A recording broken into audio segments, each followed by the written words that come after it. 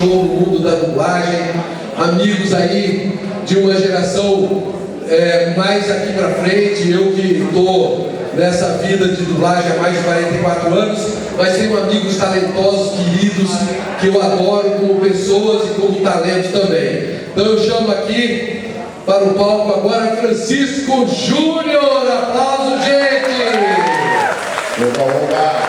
Aê, meu querido! Quanto tempo! Saudade, hein? Saudade de você. Gente, não pode se ver durante esse tempo, né? É uma coisa incrível. A gente trabalhamos muito. Então a gente vai bater um papo gostoso com mais dois amigos aqui. Que show! Muito bem, continuando aqui com os amigos incríveis e talentosos, eu chamo aqui no palco agora quem? Adrian Tartini!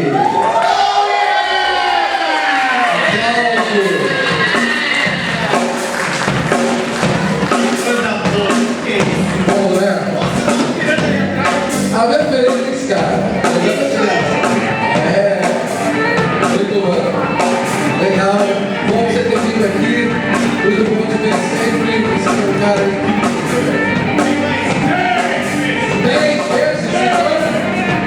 que show!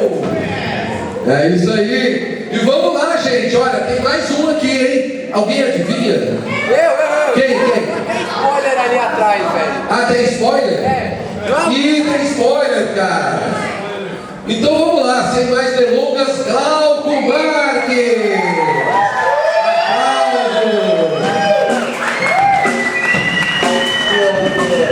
Aí, meu amigo!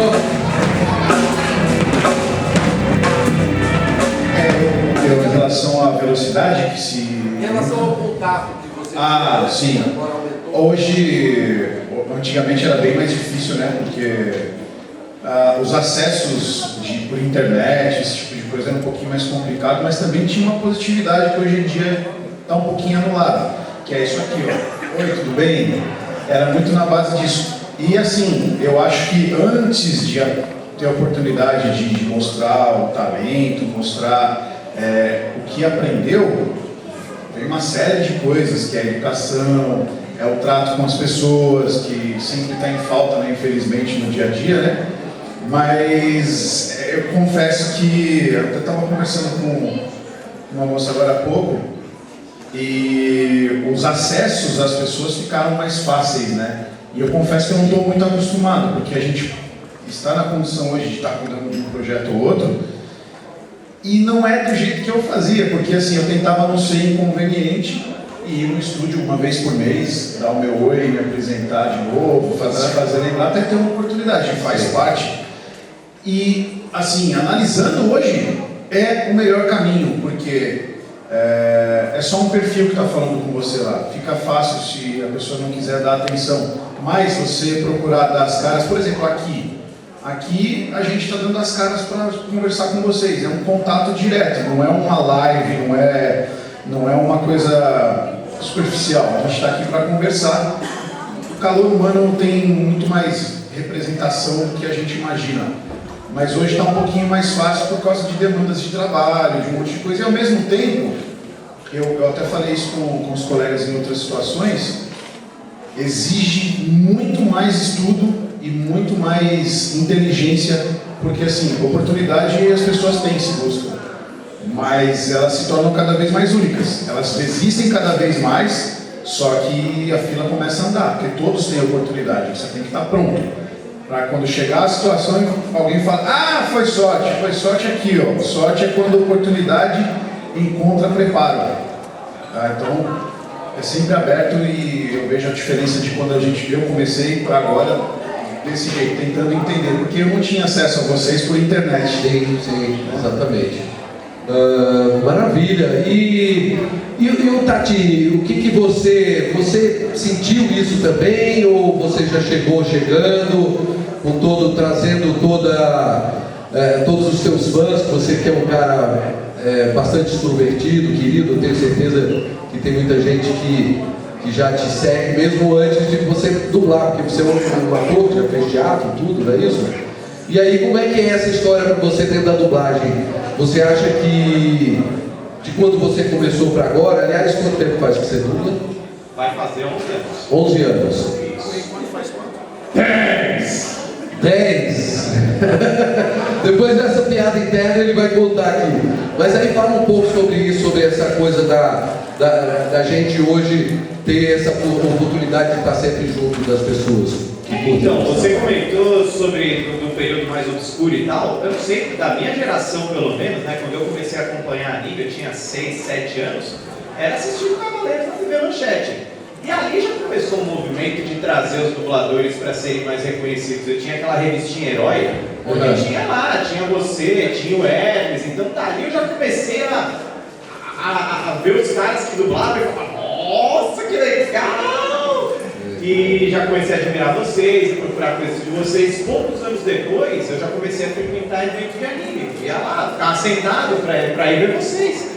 Ia lá ver você, ia ver o Hermes, ia ver o Elcio, ia ver o Ulisses. Tinha 13, 14 anos e ia nos eventos que tinham por aí. Então você, mais ou menos quando lançou o Cavaleiro, você tinha uns 14 anos por aí? Não, quando lançou o Cavaleiro eu tinha uns 7 e eu comecei a conhecer Ah tá, não, porque eu já estava começando a fazer conta aqui, mas... Não, Tiveram duas fases, né, de Cavaleiros, né? Exatamente, eu tinha uns 7 e aí eu comecei a conhecer vocês pelas revistinhas, pelas entrevistas que já estavam sendo feitas. E quando eu tinha uns 13, 14 já estava rolando evento. Não sei se estava rolando antes, mas eu comecei a frequentar com os 13. Os eventos eles praticamente começaram com o Cavaleiros Zodíaco mesmo, né? Eles começou a ter assim, literalmente o dublador sair do estúdio e vir, né, em contato com o público, né? Exato, e aí também já tinha um pouquinho de Samurai X, ia lá também, enfim.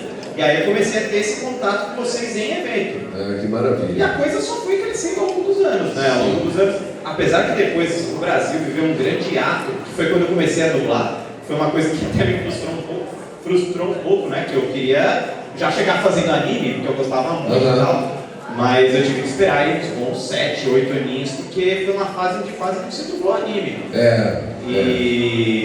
Mas aí agora voltou com tudo, voltou com uma força absurda e tem anime pra tudo que é lado e tanto a gente aqui quanto você gosta disso, né? De abrir esse contato com a galera, de estar um pouco mais próximo, de eliminar essa distância que existe. Sem dúvida, sem dúvida. Eu acho muito louco. Eu acho, inclusive, muito importante, né? Muito importante esse contato. Não é à toa que eu, como empresa de produções artísticas, resolvi fazer esse evento para aproximar cada vez mais as pessoas, para que eles entendam esse nosso universo e para que interajam com a gente.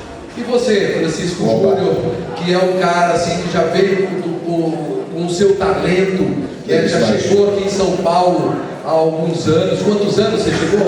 Olha, eu vim para São Paulo acho que em 2014, mais ou menos. 2014. Você começou a tua carreira no Rio de Janeiro. Você é carioca, assim como eu, mas eu radicado em São Paulo há muitos e muitos anos. E você então começa a sua carreira lá no Rio, essa relação com as pessoas existia tanto, e que idade você começou? Começou bem jovem? Como é que foi o Olha, eu comecei mais ou menos ali em 2007, por aqui. Eu tive aula com a Angela Bonatti, que é a dubladora da Linda Carter, a Angela Maravilha. E aí eu comecei na Audiopop, trabalhando no Valdir Santana, o Chinese também dirigia. E aí depois eu fui começando em outras casas e tal. E aí, tipo, a gente estava nesse papo aqui falando sobre as referências, né? E você, por exemplo, é uma das minhas referências, assim. Obrigado. Porque assim, Cavaleiros é muito importante assim na minha carreira, porque se eu estou aqui hoje, é por conta de Cavaleiros. Cavaleiros é uma coisa assim, tipo, era um marco pra mim. Ficava imaginando como é que deve ser, sei lá, o dublador do Sei encontrar a pau, pô, me dá 6 pães. Eu imaginando isso, falei, nossa, cara, que coisa maravilhosa, mas você tem a voz do personagem. É muito louco. Eu achava isso o máximo. Deixa eu fazer um parêntese. Uma vez eu cheguei, estava indo numa estreia de um filme, fui comprar pipoca, estava cheio de gente assim na frente. Eu esperei minha vez, quando o cara fez assim pra mim, eu falei, 2 pipocas e 2 guaranás. Ele disse, um momentinho, Nicolas Cage, que eu já volto. Aconteceu isso. É muito louco, né? E E isso era uma coisa que eu queria pra minha vida. Que tipo, que um dia reconhecessem e tal, assim, tipo, pô, tu mesmo é fulano, sabe? Hoje em dia, tipo, só agradeço a Deus por estar aqui, né? De ter meu trabalho, assim, reconhecer que é uma coisa que eu amo, né? Corri muito atrás, eu fiz muita peça, fiz televisão, fiz um monte de coisa, trabalhei com muita coisa. Eu fui sargento de carreira. Ah, é? Então, tipo, eu abandonei tudo isso em monta arte. Né? Que bacana, né? E isso era uma coisa que era minha desde criança, eu sempre gostei muito dessa coisa. Eu sempre vi tokusatsu pra caramba, né? Eu acompanhei muito o Lion Man que você fazia, Cyber Box, Massa, Gen. Que legal, que legal. Então tudo isso me moldou muito. Sim. E eu também ia com o Adrian também, ia muito em evento para ter contato com vocês e tal. Isso é uma coisa que me ajudou muito. Então, tipo, eu já estive aqui já, assim, na plateia, vendo vocês, assim. Então, tipo, é que eu falo para as pessoas, se vocês quiserem mesmo um dia se tornar dublador, correr atrás, porque dá, porque eu sou prova viva disso, eu já estive em lugar de vocês. Eu achei um pouco a história de todos nós, né? Eu, no meu tempo, lá em 1970 e poucos, eu, como ator em Recife, nasci no Rio de Janeiro, mas fui criado no Norte e Nordeste, então eu tinha muita distância, entende? Diferente de hoje, que a gente tem o contato, como a gente está falando aqui. E naquele meu tempo, para você não sabia nem quem eram aquelas pessoas, e estava muito distante realmente. E eu queria me profissionalizar, então o Brasil perdeu o que seria um péssimo advogado, então foi a melhor coisa eu ter deixado o curso de Direito para me profissionalizar em Rio São Paulo. E aconteceu comigo em 78, quando eu cheguei a São Paulo, eu passei num teste, ganhei um contrato e vim para São Paulo. E aí fui logo batalhando uma coisa e outra, um teste aqui, outra acolá, eu parei na BKS, né, uma grande dubladora antiga que muitas pessoas conhecem, que existe até hoje. Cheguei lá e comecei a ouvir aquelas vozes também, que haviam feito a minha infância. Já era BKS ou ainda? Já era BKS, tinha uns 3, 4 anos que a AIC tinha acabado e... É uma curiosidade que eu tinha também, que eu sabia que transformou uma outra. Em 78 já era BKS. E quando eu cheguei lá, que eu comecei a ouvir aquelas vozes que fizeram na infância, também foi um impacto positivo para eu querer aprender essa coisa dessa forma de interpretar através da voz e não do corpo todo, como você está no teatro, na televisão, no cinema ou qualquer coisa. Então, para mim foi uma experiência nova que foi apaixonante e que é apaixonante até hoje por fazer a gente o tempo todo estar se desafiando. Então, isso é muito bacana. E com esses desafios todos que a gente tem, né, na nossa profissão, no dia a dia que a gente faz, o que você, Glauco, fez durante esse período assim, que já te trouxe um reconhecimento, uma vez que hoje esse reconhecimento acaba sendo mais rápido do que foi para mim na minha época, né, que a coisa era toda muito mais lenta, o contato era lento, hoje a coisa vem muito mais imediata. O que você sentiu uns 3 trabalhos aí para ver se a galera lembra, você que quase não fez nada de interessante. Aproveitando um pouquinho do gancho anterior, eu não queria também. Eu sempre tive consciência da minha voz, eu não tenho uma voz que marca assim, tipo, é chamada, mas tem marcação, é verdade. Faz qualquer coisa aqui. Mas assim, eu queria ouvir a minha voz em alguma coisa, por isso eu fui atrás. Época que eu era pequeno, como é que. Vou chegar lá nos personagens que o Léo falou. A minha escola, antes de tudo, começou com Anos Incríveis, que passava na TV Cultura. O Sr. Jack Arnold está aqui do meu lado. Jack Arnold. E aquilo foi uma escola de aprendizado, mas assim, naquela época, ainda não era aquele start de você saber as vozes, porque Cavaleiros do Zodíaco ia estrear no ano seguinte. Anos Incríveis veio em 93, tem tudo marcadinho. Só que eu tinha um tio meu, naquela época era luxo ter videocassete, né? Meu tio pegou o primeiro que gravava no VHS. E eu gravava os episódios.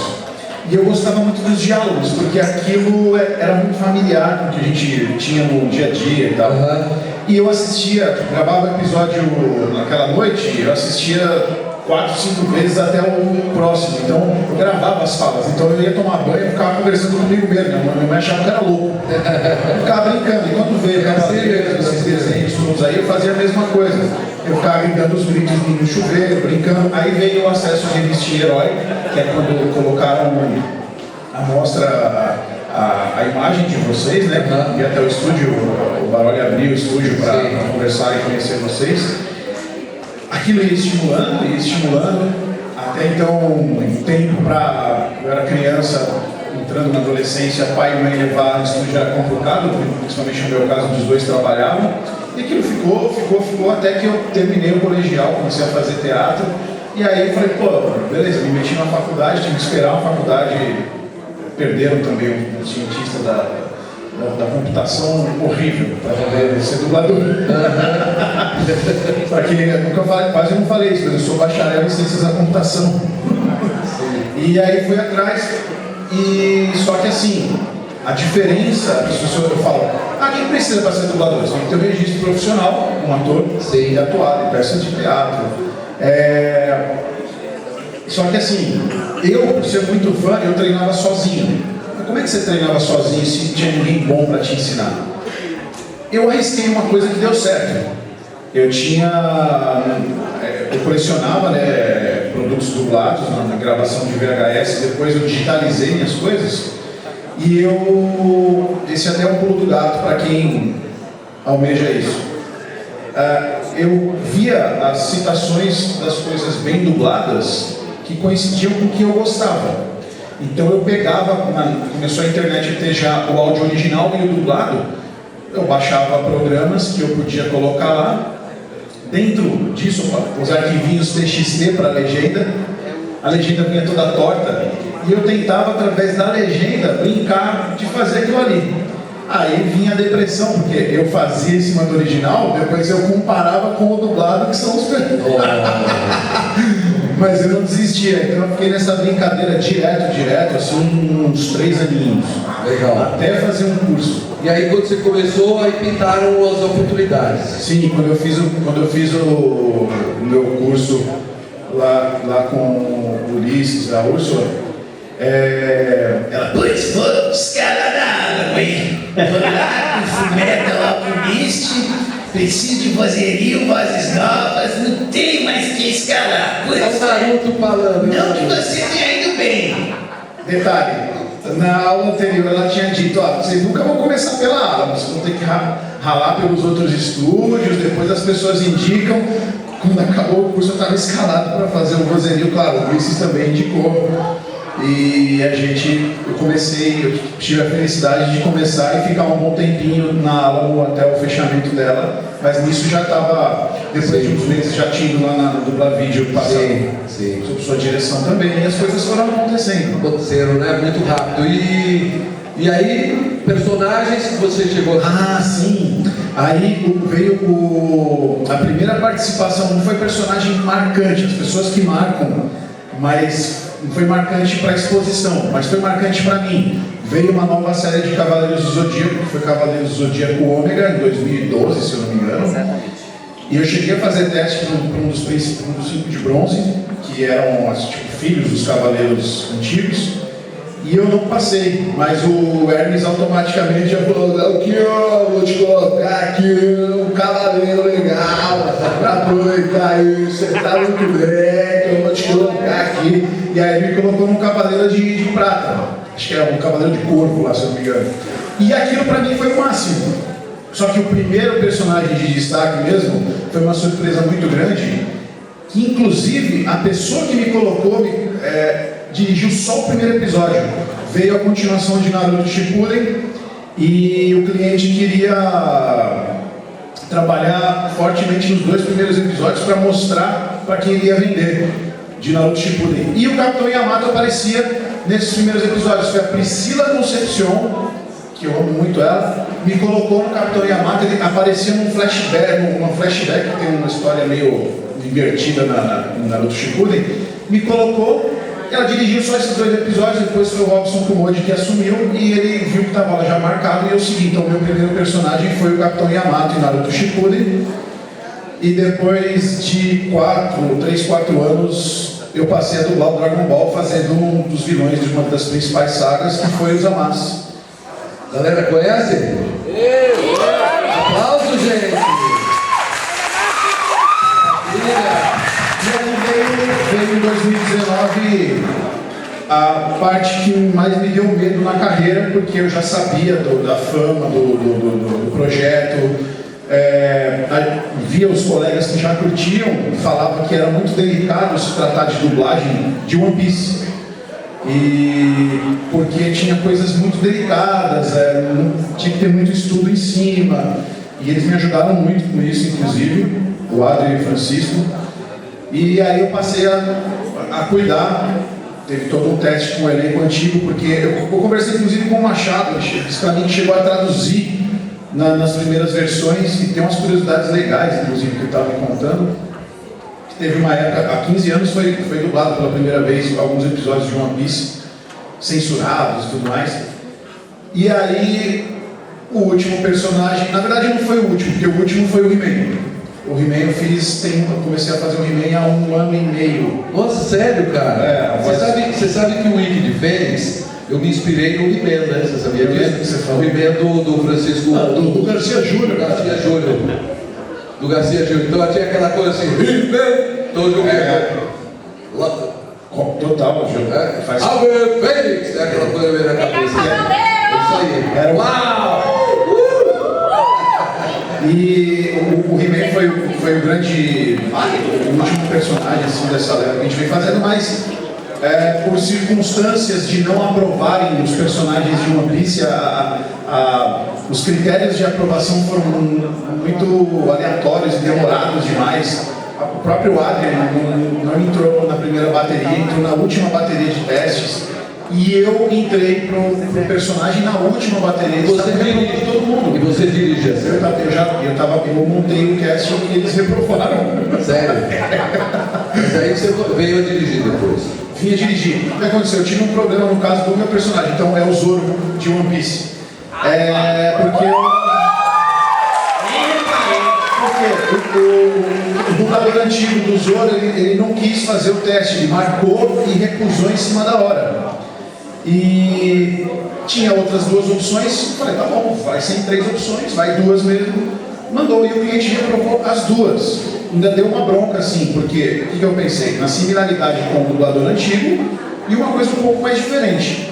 Ele não gostou, ainda deu um expor. Queremos uma voz próxima do original.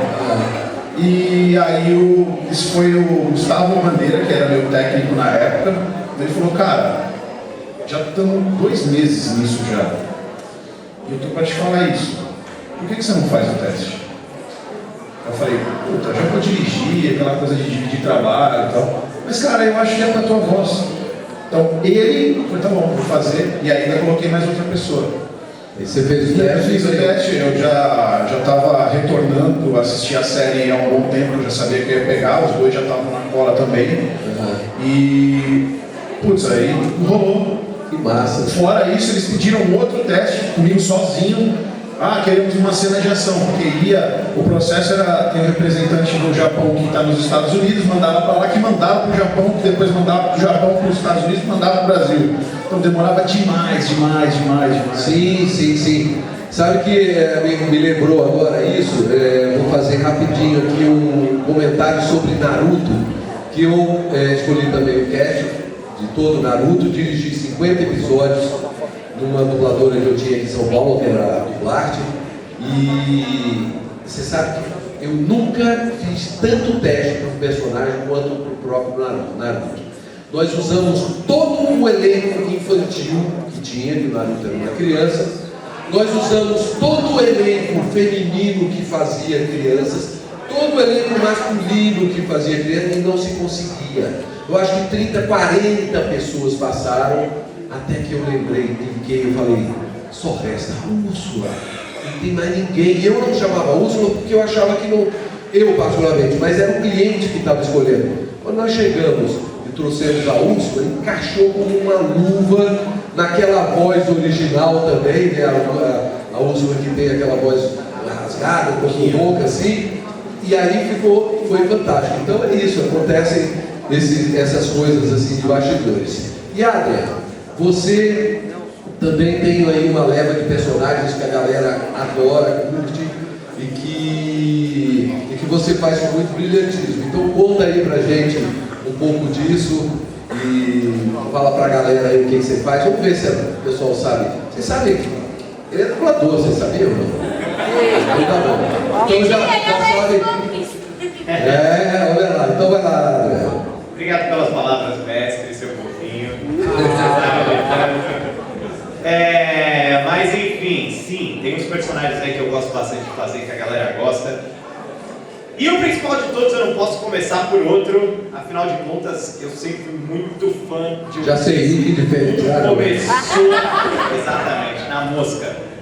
Eu sempre fui maluco por One Piece, muito antes de eu dublar, muito antes de eu fazer teatro, muito antes, eu sempre fui um fã brabo de One Piece. Comecei a ver com 14, 13 anos, lá em 2004, e desde então eu já tinha assistido umas 3 vezes. E, cara, minha vida é One Piece, tudo que eu faço eu penso em One Piece. Quando eu vou na praia com meus amigos, eu imagino que eu tô com uma tripulação pirata indo lá fazer umas cagadas. E, enfim, tudo que eu faço eu encaro com One Piece. As coisas que eu consegui foi por causa da motivação que o Luffy me ensinou a ter e tudo mais. Então, o personagem que eu mais gosto aqui de falar sempre é o Capitão Zoe!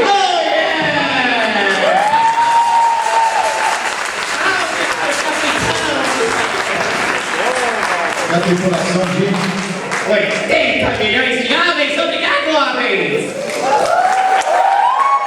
Maravilha. Então é isso, um pouquinho de tempo depois, né, eu já estava muito feliz, muito realizado com o fato de estar fazendo o SOP, e não foi fácil, foi bem difícil, inclusive, foi um processo bem doído, porque do dia que eu fiz o teste até o dia que saiu o teste, foi um intervalo de 100 dias, no mínimo. Então, era o personagem da minha vida, era o teste da minha vida, né? Então, vocês imaginam o quanto eu não devo ter agonizado nessa época, todos os dias, na minha cama, pedindo ao Deus do Soco, pedindo ao Deus Oda, que são os deuses eu não podia telefonar pra ele, gente. Foram uns 3 meses e pouco aí, bem difíceis de lidar. O dia que saiu todos os telefonemas.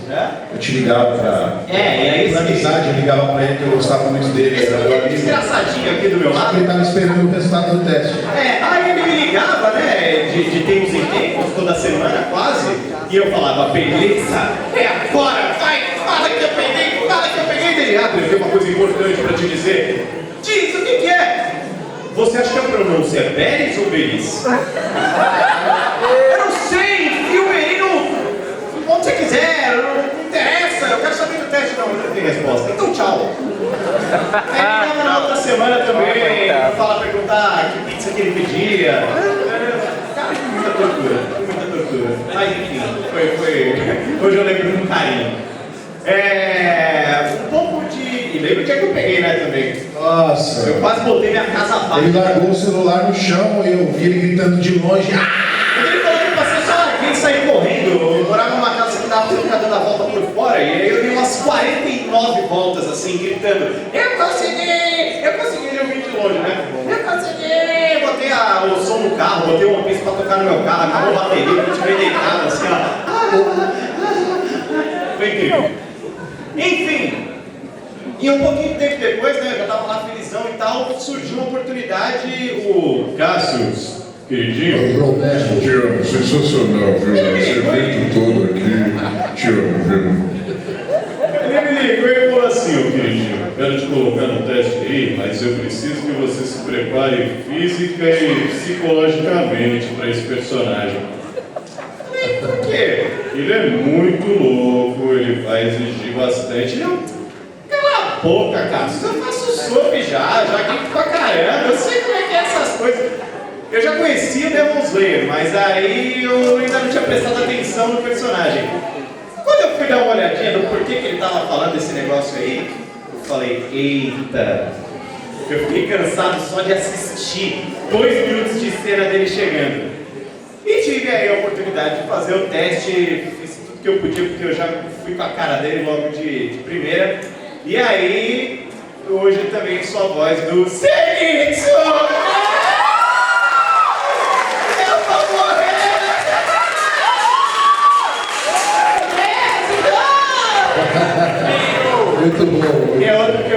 paixão, eu tenho o maior carinho e são, enfim, dois panacas medrosos que eu faço, que eu adoro, cada um do seu jeito de ser medroso. Eles são, apesar de ter essa característica parecida, eles são bem diferentes.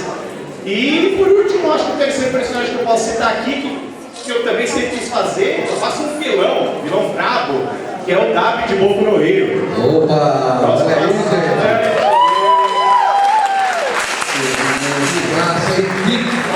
Que currículo aí em tão pouco tempo, né? Faltava um vilãozinho aí, hoje eu me realizei, botando fogo em todo mundo. Mas aí o Adrian falando aqui, eu tô me lembrando de uma coisa, porque existia um estigma, que é pura fake news, de que o Leonardo Danilo, como diretor de dublagem, é um pouco austero, um pouco bravo. E aí, eu vou pedir pro Adrian, porque aconteceu uma coisa numa das primeiras dublagens que ele veio fazer comigo. A gente tem um trecho do filme que a gente chama de Anel. Anel é um pedacinho do filme que a gente vai dublar. Então, ele é numerado o filme todo, então são vários anéis. Eu disse pro Adrian, Anel, né? Ele... Conta melhor, porque ele está com a memória mais fresca. O que aconteceu com ele? Comigo não... Se coloquem no meu lugar. Vocês são novatos que estão dublando há mais ou menos um ano e pouquinho, e pela primeira vez na vida vocês vão ter a oportunidade de dublar com o Léo Camilo e de Fênix. Então já cheguei com as perninhas tremendas assim, E aí fui lá, beleza, falei, mantenha calma, faça tudo que sabe que tem que ser feito aqui, fica tranquilo, ouve o que ele tem pra dizer, vai lá, executa e vai embora, beleza, ele tenta não demonstrar toda essa emoção que você tá sentindo. Cheguei lá, peguei o texto e falei, ok, vamos lá, Léo, eu tô pronto, você pode me dizer o anel que eu tenho que pegar aqui? Dele, tudo bem, pega aí o anel 2, tá bom, claro, o anel 2. Ele falou, anel 10, eu, tá bom, tá pegando aqui, anel 2, 10! Ele perdeu errado e falou, anel 2, 10! Eu dei uma congelada na estante, assim, eu também não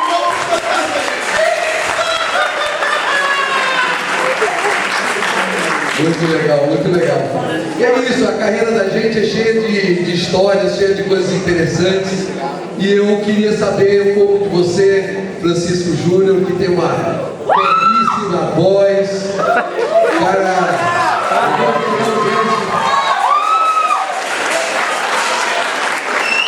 nosso querido bom amigo, bom sujeito, bom, muito bacana. E aí, cara, na tua carreira, quais personagens assim que começaram a alavancar a tua carreira e que trouxeram pra junto da galera?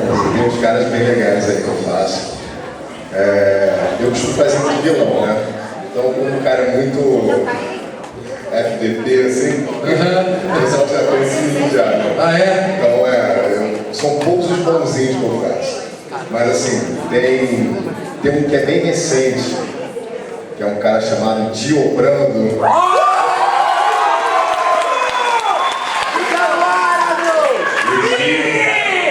Sou eu, o tio! O mundo! É um personagem assim que ele é muito interessante. É um cara que não vale nada, é um cara que contrata bicho, um cara que pegou um cachorro. Ele é muito arrombado. Mas não vale nada. É o personagem que eu mais odeio dublar e eu gosto de dublar esse desgraçado. É uma mistura de sentimentos. Outro cara que um presente aqui do meu amigo Glauco, que é o Crocodile. Presente diretamente não, né? Deixa eu ver rápido, ele fez teste com o Crocodile. Mas foi indicação dele. Manda uma risadinha aí, mano.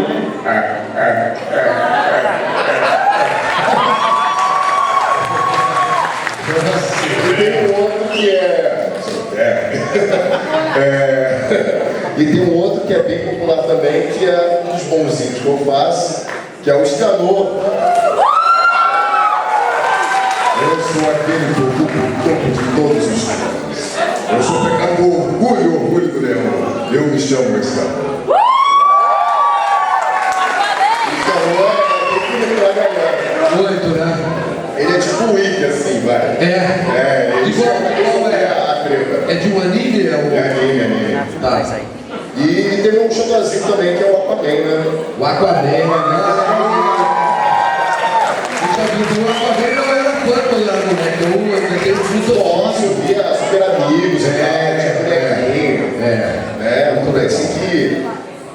eu vivo um sonho, que eu tava falando, né? Eu vivo um sonho, assim, de poder estar fazendo coisas que me marcaram de certa forma, né? Eu cresci vendo Super Amigos, mas com você também. Sim. Né? E poder estar emprestando a voz assim, com o Aquaman, agora o novo Capitão América, que é o Sam Wilson, que é o Falcão. Maravilhoso, cara. O melhor trabalho da sua vida é fazer o primeiro filme que você fez ele, eu já te falei isso. Nossa, cara, obrigado. É maravilha. Olha, Só abrir esse parênteses, porque assim, por que eu falo que é o melhor? Era a estreia dele numa superprodução, baita de um diretor. Cara, ele deu todo o coração no personagem, assim, não teve criação de como fazer, ele se entregou porque entendeu que era novo e tava tendo uma oportunidade, tá muito bonito o trabalho dele lá. E não sendo injusto, a gente vai falando de One Piece aqui, as pessoas depois ficam cobrando. Tem três Demon Slayer aqui e eu guardo com muito carinho, porque é mais uma vivência aqui com os três dentro de uma produção. O Adrian citou, até fiquei com vergonha, falei, caraca, esqueci de Demon Slayer também. Você faz só usando, né? Mas é isso, uma baita de uma produção, é que sinceramente aqui eu esqueço que a minha participação por enquanto é que falar só 3 é injusto, né? São vários, né? Você devia treinar Moonwalk, anunciar que você faz ele fazendo Moonwalk. Quem você faz aí, você levanta.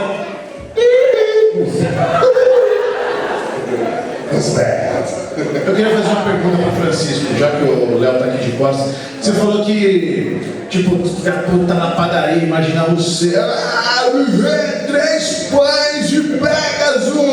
Aí eu tenho uma curiosidade, você já chegou na padaria hoje em dia e me vê 3 pães? já fez isso, Mas tem uma história engraçada, né? Conta aí, pô. Tem uma história que vira e mexe acontece isso comigo, né? De pegar o Uber e tal, eu não gosto de dirigir. E aí, aí você tem aquele papo lá com o motorista, como que você faz? Eu falo, chuta aí pra ver se acerta. O cara fala, você é personal? Eu falei, não. Você é voador? Eu falei, também não. Você é o quê então? Eu falei, eu trabalho com a voz. Aí, peraí, mas eu não sei. Aí eu falei assim, eu falei, cara, eu tô sempre aí nos filmes. Aí não faço ideia. Eu falei, sou dublador. Aí o cara fez assim, o quê? Você é dublador? Eu não acredito. Só que o cara teve uma reação, tipo, bateu o carro. Nunca tive. Não acredito, você é dublador? Não é possível. Na primeira vez que eu conheci um dublador e tal. Aí eu falei, pô, você gosta? Nossa, eu adoro, sou fascinado por isso. Aí eu falei, não sabia não. Cara, uma pergunta. Eu falei, mano. Vai ser engraçado. Ele fala assim, como é que é esse negócio de, por exemplo, você bota fogo em você pula de uma moto pro prédio, assim, como é que faz? isso era muito boa. Mas aconteceu muito isso aí também. Aí eu fiquei meio assim, cara, porque, não, é que eu faço a voz dos caras e tal. Aí o cara falou, peraí, então você faz dublação? Ah, dublação. Aí eu falei, o cara deixou a cara pra mim, o cara ficou puto comigo. Eu falei, agora você é dublê, você é dublador. Gente, o papo tá uma delícia e a gente agora para refrescar, Mede Café vai fazer aqui trazer um negócio bem gostoso, uma surpresinha para vocês aqui. Opa, pessoal do Mede Café, chega aí já.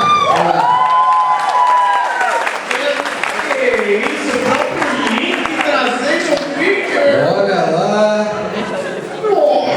O legal é que quando a gente dá o drink aqui para continuar a conversa, a gente vai ficar meio enrolado. Isso que eu vou contar, eu vou poder dirigir depois. Tem coisas assim, uma observação legal e também mandando um abraço ao mesmo tempo aqui, de coisas que influenciaram para eu estar na dublagem, de gostar muito de Tokusatsu e descobrir hoje em dia amigos que também curtiam antigamente junto comigo, mas a gente não tinha comunicação. E aproveitando e mandar um abraço à galera da Resistência Tokusatsu que está aqui no evento também. Meus amigos que são do sul do país, a gente compartilha muita informação de conhecimento das coisas, manjam tudo de Tokusatsu. Manja tudo. São demais. São gente finíssima. Dá teu recado aqui, meio de café. Ok, gente. No meio de café, normalmente quando a gente pega uma bebida, uma comida pra alguém, a gente normalmente faz uma mágica pra deixar a bebida mais gostosa ainda. Então eu queria chamar vocês pra fazer uma mágica pra melhorar ainda mais a bebida deles. Tudo bem? Vai segurar? Ok? Ok, gente. Vai então... colocar ela na live? É sempre me dá um PT nas coisas, viu, gente? Desculpa, mas eu sou assim. Capitão! Ok, gente, então, é fazer um coraçãozinho com a mão, ok? Ok. Aí vocês vão fazer mãe, mãe, mãe, mãe, kill, oishi, oishi, nare. É mais gostoso!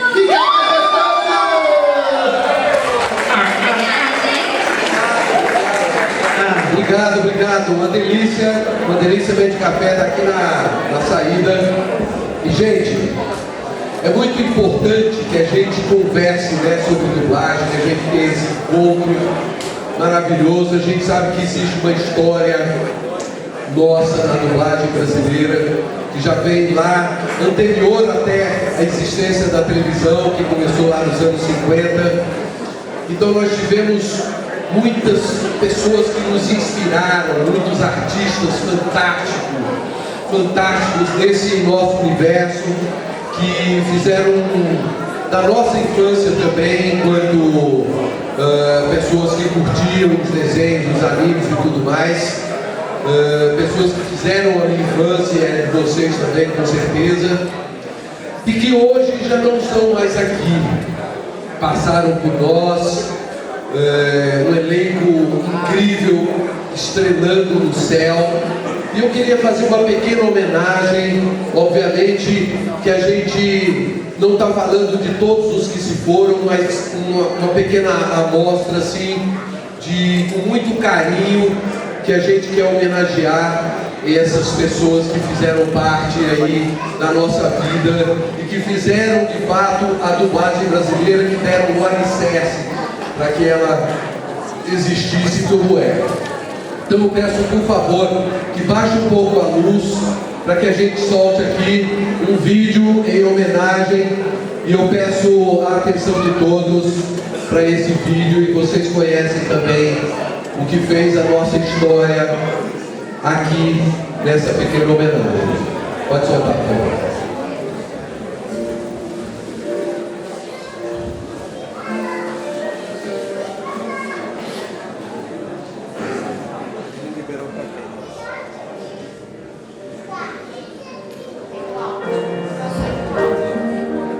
Não está vendo o áudio, mas tudo bem. Ouro, Casarrega, Figura, Marcos Matias, ele foi o Fred Flintstone. O Casarrega foi o Jairinho Carteiro. Isso. Garcia Neto, Capitão Spock. Isso, Spock. Ramos, Silva.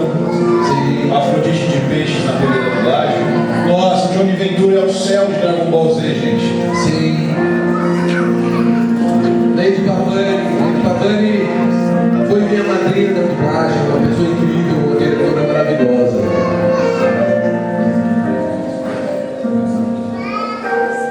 Helena Samar, A Bruxa do 71. Bruxa do 71, também a feiticeira lá, não a feiticeira não, mas a mãe, não a feiticeira. Zé Soares, Mr. Magoo, entre outros. O Ivo Cury também, um vozeirão, uma pessoa do rádio, da dublagem. Glenda Figueiró, o Gato Félix, Laurinha, um grande trabalho de Gato Félix. Sim. Walter Santos, que fez Cavaleiros do Zodíaco também. Campos de Aquário, personagem importante. Maralise Tartarini, quem viu ou ouviu a Zebrinha do Fantástico, a Maralise fazia muitos trabalhos. Ramos, que pode falar um pouco dos cargos aí. Jafar de Aladim.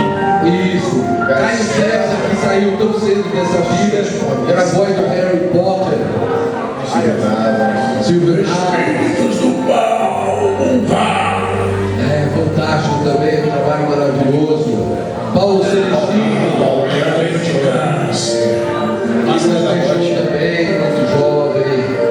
Gessi Fonseca foi uma sumidade que teve uma vida longa na sua carreira. Uma pessoa Mulher Gato, né? Valdir Santana, Homer Simpson, Araquém Saldanha, o grande mestre ancião, Space Coach. Silva, linda, maravilhosa. Meu Deus. Margarida Longa, maravilhosa, Caio Sácio, Uma das vozes mais bonitas do Brasil, cara. lindo, Maravilhoso, cara. maravilhoso. Russell Crowe. Russell Crowe. Nós perdemos a Lúcia, né? Não dói, uma boa pessoa, seu trabalho lindo, estava no céu, maravilhosa, né? Eu não tive o prazer de conhecer pessoalmente, eu fui dirigir ela uma vez, ela é muito fantástica. Marina Mirabel. Mariana Mirabel, se deixou recentemente. Orlando Trujillo, quis dizer, né, do seu filho, de criança, da Scooby-Doo, né? Com salsicha, estão aí apresentando essa nossa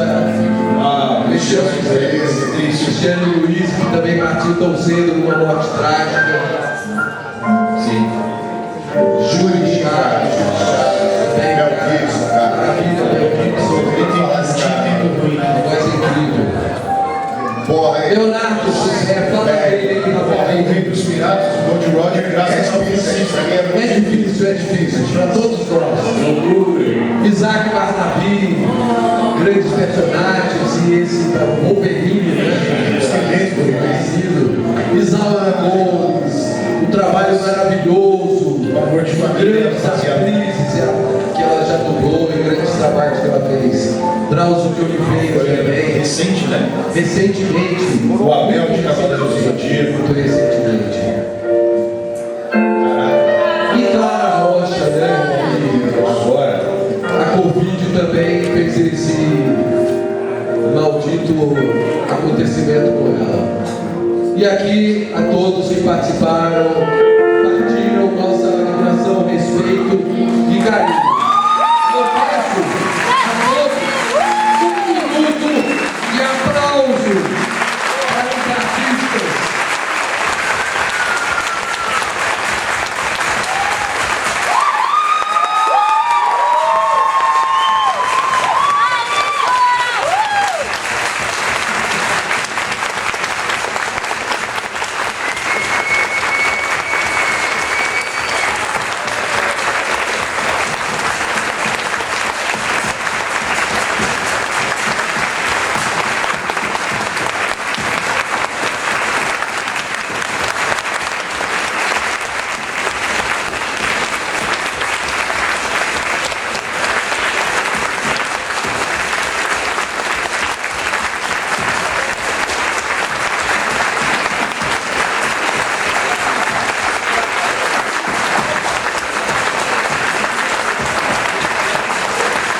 Podem acreditar, esse é um dos momentos mais especiais da minha carreira inteira. Esse momento aqui, a gente tem personagem, pessoal que hoje faz a dublagem brasileira e ter todo esse caminho trilhado por pessoas incríveis como essas que já nos deixaram, nos deixa muito orgulhosos. E também sabendo que o caminho para o futuro será brilhante com vocês perto da gente. Isso é o que é importante para a gente. Muito obrigado. Parabéns aí, todo mundo que trabalhou nessa arte. Muito bonito. A gente sofreu muito essas pessoas lendárias aí. Teve inclusive foi a Nair que colocou tanta gente no mercado boa, teve contribuição com muita gente. E a gente tem aqui o último discípulo vingado da Nair no mercado, que é o Adler. O Adler teve como professora